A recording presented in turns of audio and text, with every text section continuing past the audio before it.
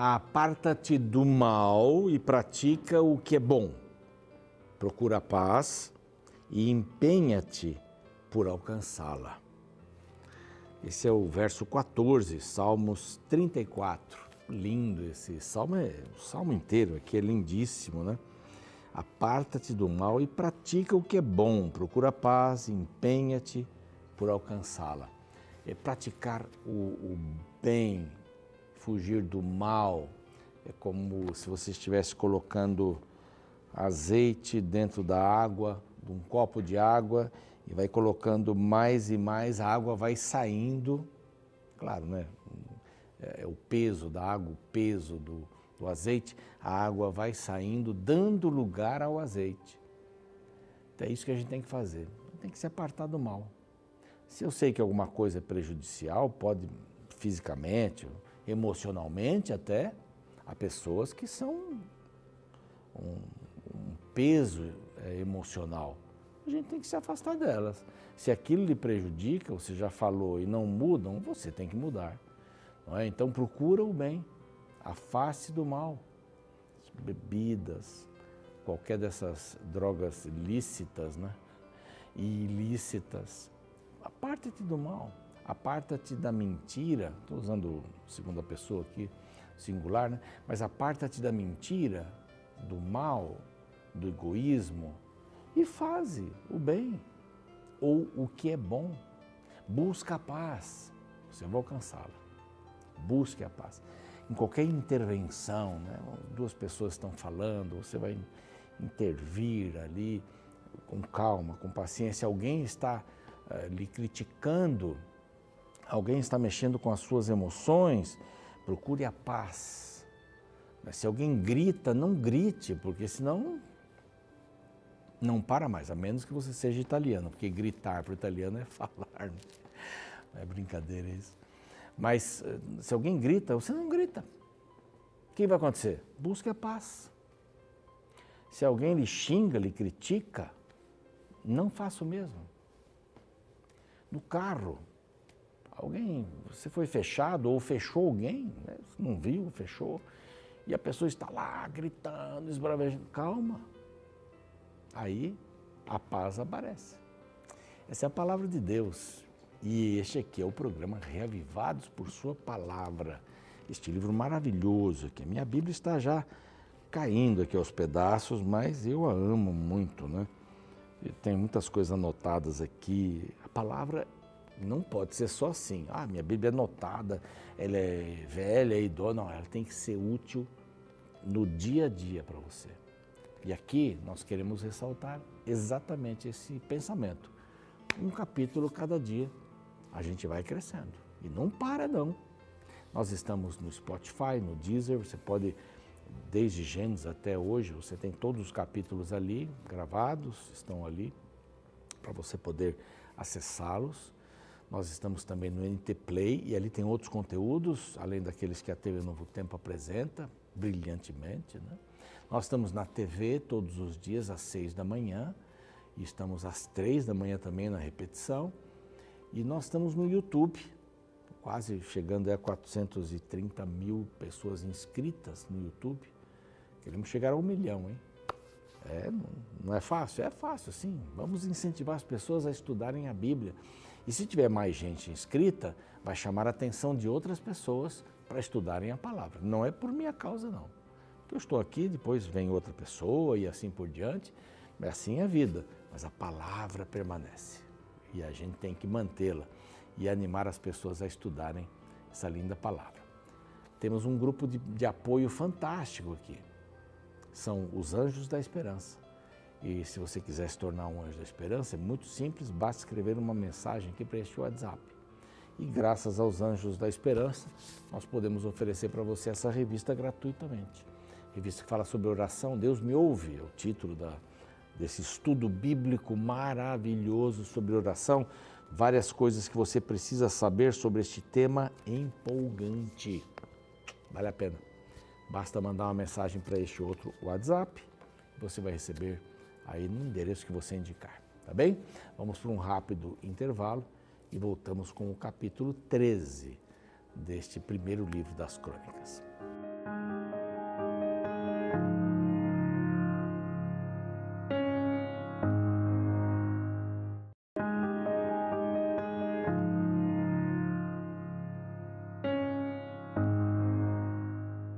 Já voltamos com o seu programa Reavivados por Sua Palavra aqui da TV Novo Tempo, um capítulo da Bíblia cada dia, não tem repetição, não tem feriado, são todos os dias do ano estudando a Palavra de Deus com você. Alguns estão nos acompanhando, alguns estão adiantados, já gravamos toda a Bíblia, então por isso que alguns estão adiantados, alguns gostam de estudar várias vezes o mesmo livro. Tem pessoas que me dizem, pastor, eu uso um pouco, às vezes, o Reavivados para me ajudar num sermão. Ótimo, tá bem, fico feliz por isso. Muito contente que o programa pode ajudar você aí na preparação de um sermão também, né? Um grande abraço para todos que nos acompanham aqui todos os dias, todos pela televisão, pela TV, né? Pelo YouTube, pelo Deezer, Spotify, NT Play, tantas coisas aí. Bom, grande objetivo deste livro é mostrar Davi como essa semente pela qual passa, ou esse conduto pelo qual passa a linhagem até o Messias. Isso é muito legal mesmo. Coloca ali de Adão e vai seguindo, passa por Saul e vai passando e chega a Davi. Davi e Saul não tem nenhuma ligação hereditária, de genealogia, nada disso. A partir de Davi, então, tem essa sequência de hereditariedade para os reis de Israel. E nesse capítulo agora, o 13, nós estamos vendo que Davi foi ungido, falou lá do apoio que Davi tinha dos exércitos, fala de Ziclag, isso antes da sua unção como rei, né? Depois fala dos exércitos que ele tinha à disposição no dia da sua unção. Foram milhares e milhares, cada tribo enviou um grupo para dizer assim, estamos contigo. E vai haver uma tensão, guarde bem isso que eu estou falando, sempre vai haver uma pequena tensão, não é? Entre o norte e o sul, já que Davi era do sul, né, Judá, Saul era de Benjamim, tem sempre uma tensãozinha por aí, mas Benjamim apoiou bastante Judá e Davi. Bom, o que Davi vai aprontar agora? De bom, né? Ele consultou os capitães de 1000, de 100 e todos os príncipes. Qual foi a consulta que ele fez com esse pessoal? Onde estão os levitas para a gente trazer a arca de volta? Não é? A arca foi sequestrada pelos filisteus, eles colocaram no templo de Dagon. Dagon cai um dia, depois cai um dia sem mãos, sem pés, ou com as mãos e os pés cortados, a estátua, né? Eles precisam tirar imediatamente. E um carro de boi levou, aqui tem essa ligação interessante, um carro de boi levou a arca para o povo de Israel. Eles não queriam mais ficar. Toda hora, por quê? Eles levavam artefatos religiosos para as guerras.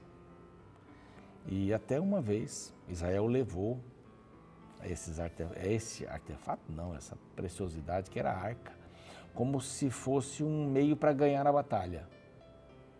Mas a arca tinha um lugar próprio, ela não podia sair do lugar.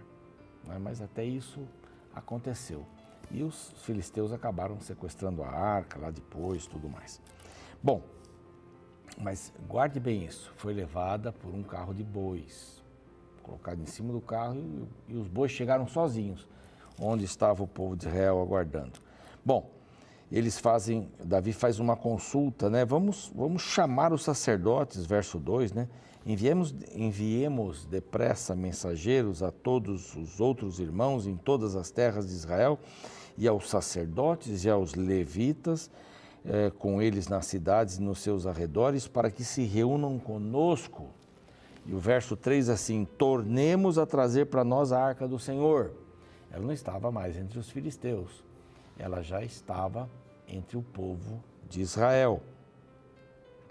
Então, porque nos dias de Israel não nos valemos dela, quer dizer, ela não ficou ali num centro importante. Então toda a congregação concordou que assim fizesse, isso pareceu bom e justo aos olhos do povo. Isso mostra que Davi estava comprometido com o sistema com o sistema que apontava para Jesus. Olha que importante isso. Davi queria fazer esse sistema voltar a funcionar como funcionou antes. Então Davi procura trazer a arca. São duas situações aqui. Esta é a primeira. Nessa época, a arca estava em Kiriat Jearim por 20 anos. Por 20 anos ela esteve lá. Antes em Bet-Semes, tem alguns calculam em 57, 60 anos que ela esteve nesses lugares aí. Estava na casa de Abinadab, imagine a bênção de Abinadab, cuidando de tudo isso daqui. Ela foi posta num carro novo, não foi aquele que veio, lógico que já tinha se destruído talvez aí, tantos anos se passaram. Mas aqui ela foi colocada num carro novo, para subir dali, né, de Kiriat Jearim, para Jerusalém. Ali seria finalmente o descanso da arca, né, onde seria feito o templo fixo, não mais móvel. O povo não era mais nômade, o povo já estava fixado em Canaã, né, naquela terra que seria uma terra maravilhosa para todos eles. Então eles colocaram num carro, puseram a arca e levaram de Abinadab, da casa de Abinadab, e Uzá e Aiô, filhos de Abinadab, guiavam o carro. Da outra vez, os filisteus colocaram em cima de um carro. Aqui, Abinadab colocou de novo em cima de um carro. Isso tem sentido? Vai ter um sentido tremendo aqui no capítulo seguinte, mas eu já vou dar um spoiler para você. Davi, todo o povo de Israel, verso 8, se alegravam perante o Senhor, Deus, com todo o seu empenho em cânticos, com harpas, com alaúdes, com tamboris, com símbolos, com trombetas. Era uma tremenda de uma festa. Eles estavam muito felizes por poder levar a arca para o centro de Israel, que era Jerusalém. Jerusalém foi conquistada, ali seria o centro. Essa arca ficaria numa casa que Davi fez para ficar. Não era o templo ainda, não era o templo. Né? Mas uma coisa estranha acontece. Os bois titubearam, a arca balançou no carro. Guarde bem essa figura do carro. Não é à toa que ela está aí. E Uzá, olha aqui, Uzá estendeu a mão para segurar a arca, pois os bois tropeçaram, verso 9, e a ira do Senhor se acendeu contra Uzá e o feriu por ter estendido a mão e morreu ali perante o Senhor. Triste. Você pode perguntar, mas espera aí, ele não estava tentando segurar a arca? Deus, primeiro, Deus era o protetor da arca, não era um ser humano.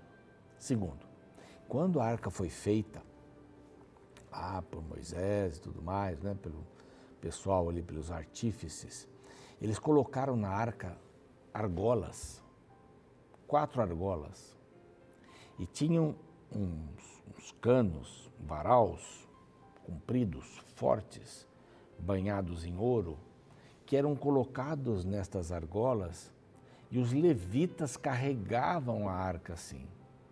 Alguns dos utensílios do templo, do tabernáculo, né, móvel, que eram carregados, não precisavam de argolas. Mas quando esses altares, né, eram feitos com argolas, eles deveriam ser carregados nos ombros dos levitas. E essa foi a ordem. A gente vai ver isso mais detalhadamente aqui, no capítulo 15. Mas o fato foi esse, o Senhor cuida. Não precisa de uma interferência humana. Deus não foi assim, caprichoso. Tira a mão daí. Não, não foi isso. É porque ele disse, não é com um carro. Olha aí. Não é para pôr a arca em cima de um carro. A gente põe sobre o carro outras coisas. As pás, os incensários, eles vão todos, espevitadeiras, todos em cima do carro. Pode ir sem problema nenhum. Mas a arca não. Ela tem argolas, tem esses varaus para colocar aqui. Então, por isso que ele morreu. Davi ficou muito chateado, não é? Parou essa caminhada, temeu Davi, verso 12, ao Senhor naquele dia, e disse: como trarei a arca de Deus? Era só seguir o plano de Deus. Era só fazer da maneira que Deus disse que deveriam fazer para carregar a arca. Essa é a mania humana de dizer para Deus: Deus, você está falando isso daqui, mas olha, eu tenho uma ideia melhor que a sua. Tenho uma ideia melhor que a sua. Se Deus manda fazer de um jeito, é aquele jeito. Quando ele diz assim, não adulterarás, tem uma porção de coisas que estão envolvidas aí.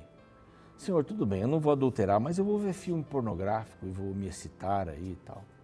Senhor, eu não vou adulterar com alguém, mas eu mesmo vou me satisfazer. Senhor, o Senhor quer que eu me case com uma pessoa, mas eu quero me casar com uma pessoa igual a mim.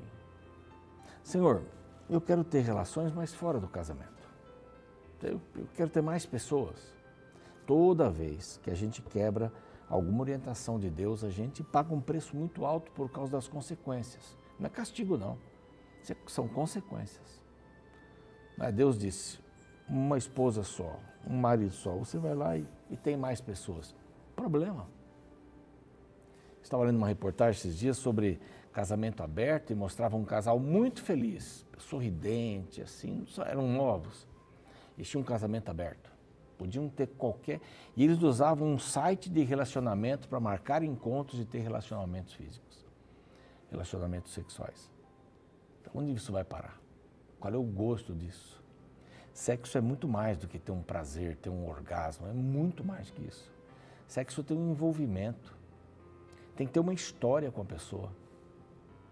Senão, fica muito fora daquilo que Deus estava dizendo para nós. Deus fez o sexo para a procriação, ok, mas ele disse assim, é tão bom que você pode fazer todo dia, mesmo que não seja para procriação. Para procriação você tem tais dias por mês. Ovulação na mulher e tudo mais, tem. E depois, use, porque eu fiz para que você pudesse entender as coisas boas que eu faço. O sexo tem que ver com altruísmo, porque o prazer maior deve ser do outro. E quando um está preocupado com o outro em dar este prazer, dar e não receber, isso é egoísmo. Quando você se preocupa, os dois dão, os dois recebem. É mais ou menos por aí. Eu não quero me delongar muito nesse assunto, porque não é o assunto de hoje aqui. Mas é um assunto importante esse. Esse é um assunto super importante para a gente. Deus tem as regras dele. Não invente as suas sobre as dele. Elas não precisam ser reparadas. A Bíblia não é nenhuma constituição que tem coisas tão importantes para um país que tem que ser revista. Não, a Bíblia é a palavra, ponto. Não tem nada a acrescentar e nada a tirar.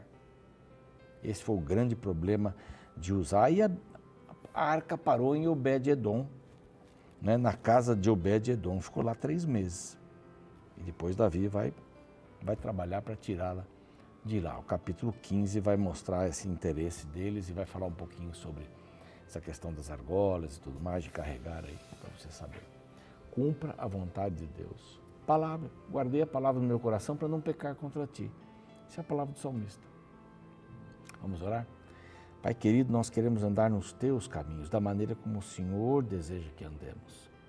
Se a arca é para ser carregada nos ombros dos levitas, que seja assim.